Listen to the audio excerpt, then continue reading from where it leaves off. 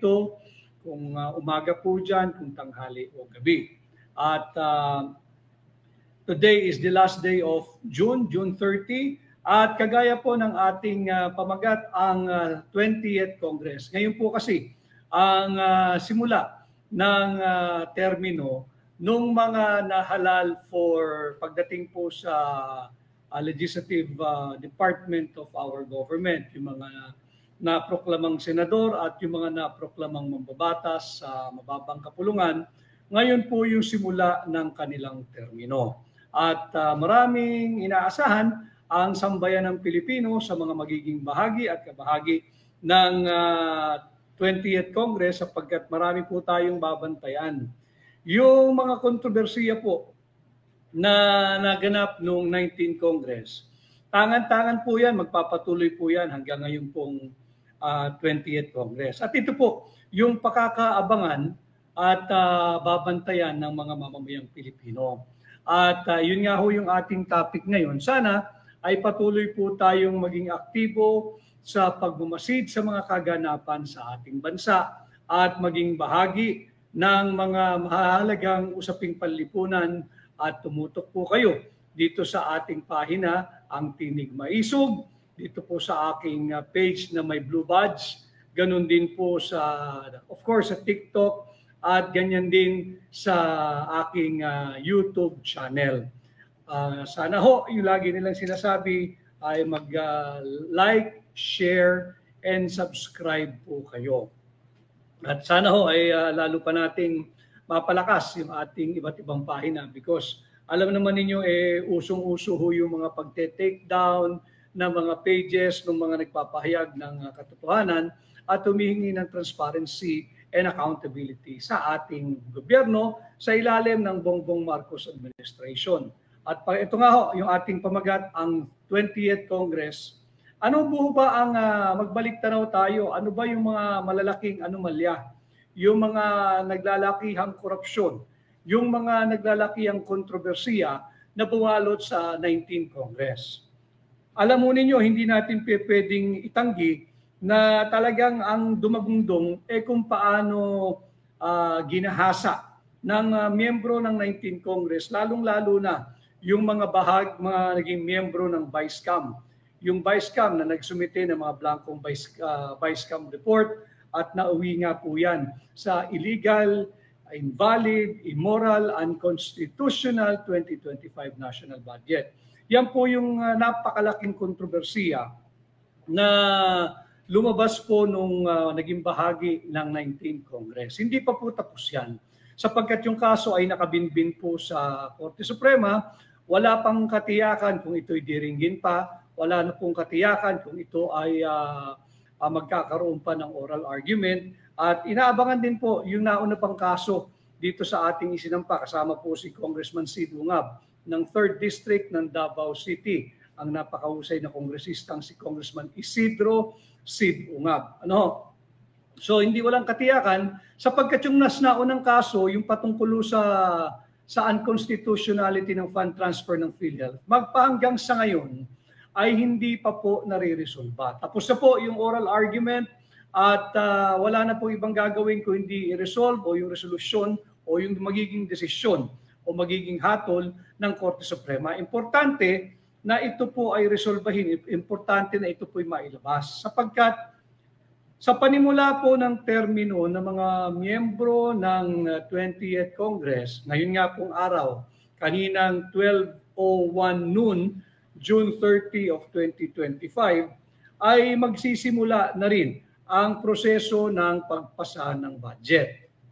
Dami hong bagong sumasali. Marami pong salamat. Sana ho ay patuloy kayo mag-like, share at subscribe sa ating pahina. Tiin ko lang ho ito. Kay Lynn Reyes, kamusta po kayo? Hello, our people, Senator Attorney Vic Rodriguez. Thank you, Lynn. Kay Jocelyn Grifalda, Attorney Vic, ano po ang nangyari sa insertions sa budget? Yun nga po, yun po yung ating tinatalakay.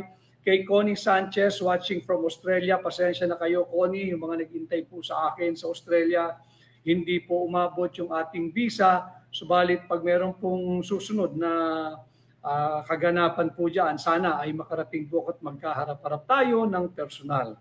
Kay Manilyn Reyes, hello po, Attorney Vic, the People's Senator. Mabuhay po kayo. Maraming salamat, Ma'am Manilyn. Kay Mihihi, konnichiwa, Attorney Vic Rodriguez. Konnichiwa. Kay Luis Saji, hello, Attorney Vic, may iba po ang kaunti. Off topic. Tanong lang po ako, baka may bagong update sa BICAM. Hindi po off topic yun. Yun po talaga ang ating talakayan ngayong hapon. Kay JR De La Cruz, magandang araw po dito sa Paris, France. Wow, kamusta JR? France, Attorney Vic, ang senador ko. Maraming salamat JR at maganda dyan sa kinalalagyan mo. Sana all. So marami pong salamat. Yun ho yung ating talakayan. Kamusta na raw po yung naging insertion? Hindi pa po tapos yun. Tuloy-tuloy po yung pagdinig. Ang problema, wala lang katiyakan.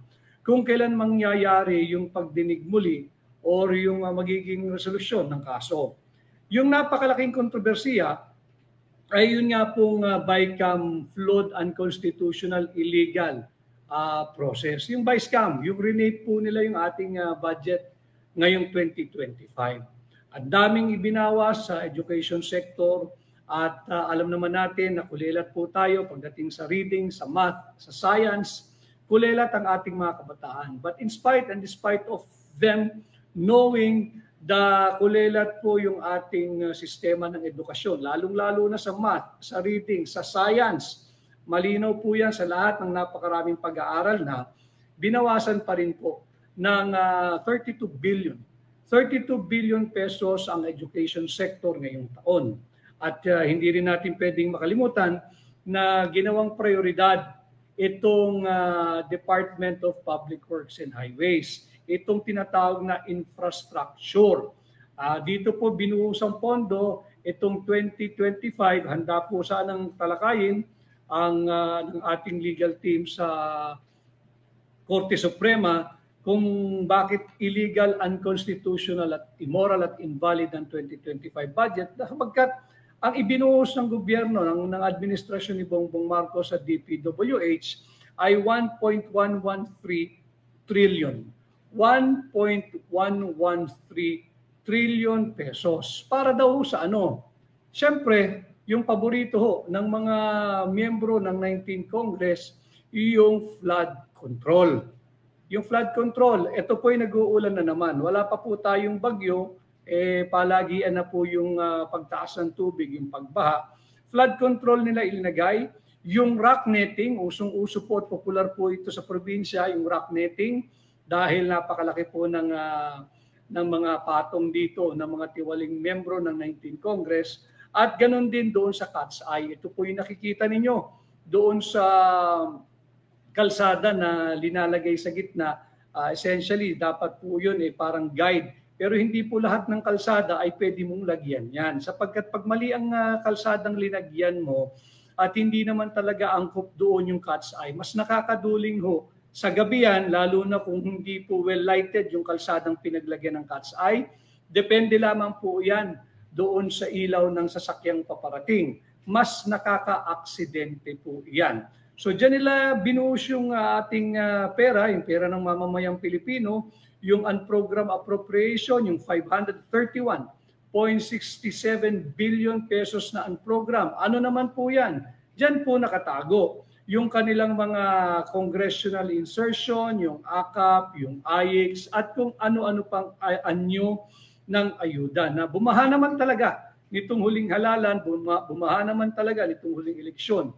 Hindi po ito yung kailangan natin mga Pilipino Kaya ito yung mga kinasasangkutang kontrobersiya, anomalya, illegalidad, graft, and corrupt practices noong 19th Congress. Ngayon nandito na ho tayo sa 20th Congress, lalo po tayo dapat maging mapagpasid. Hanapin din natin yung ipinagmamalaki. Hindi lamang ni Bongbong Marcos bilang Pangulo ng Republika ng Pilipinas, kung hindi lahat ng miyembro ng 19th Congress. Hindi ba't palakpakan sila dyan doon sa tinatawag nating Maharlika Investment Fund. 3 taon na po ito, nasaan na ang Maharlika Investment Funds? Nasaan na po yung pondo? Saan ito ininvest? Dapat ito ay may malinaw na pagre-report sa mamamayang Pilipino. Malinaw. Hindi yung malinaw na pambubudol. Ano? Kinakailangan transparent. Kinakailangan malinaw yung pagre-report. Ako tingin ko, it's either magbibigay ng hindi makatotohanang report sa nalalapit na zona o sadya itong lalaktawan dahil hindi kayang ipaliwanag. Nawawala po nasa ng pera natin dito. Remember, even the World Bank, yung IMF at yung World Bank nagsabi that the Philippine government sa ilalim ng Marcos Jr. administration ay dapat pong i-restore yung capital ng Land Bank of the Philippines at ng Development Bank of the Philippines na kinuhaan po nila at inilagak dyan sa Maharlika Investment Fund na pinagtangkaan pampakialaman yung GSIS, yung SSS. Alam mo ninyo, yung Maharlika Investment Fund hindi pa napapanahon. Ang gumagawa lamang po nito ay yung may excess or surplus funds, yung may sobrang pondo. Hindi po yung lubog sa utang kagaya nating mga Pilipino. Walang masamang for us to look forward that sometime soon in the future magkakaroon tayo ng sovereign wealth fund. But now is not yet the time simply because we do not have the capacity, we do not have the capability na magkaroon po tayo ng sovereign wealth fund. Yan po ang katotohanan at ito na nga po pinilit para lang magkaroon ng achievement, naglaglagay ng mga officials ang gobyerno sa Maharlika Investment Fund at napakalalaki ng mga sahod pero wala pong malinaw na direksyon at hanggang ngayon ay walang pagre-report sa mamamayang Pilipino. Saan nyo ba ginamit, inilagak, ininvest ang pera ng mamamayang Pilipino? Ang target po nila for the budget to ng 2026 next year, ito po yung halaga na kanilang tatalakayin ngayong 20th Congress.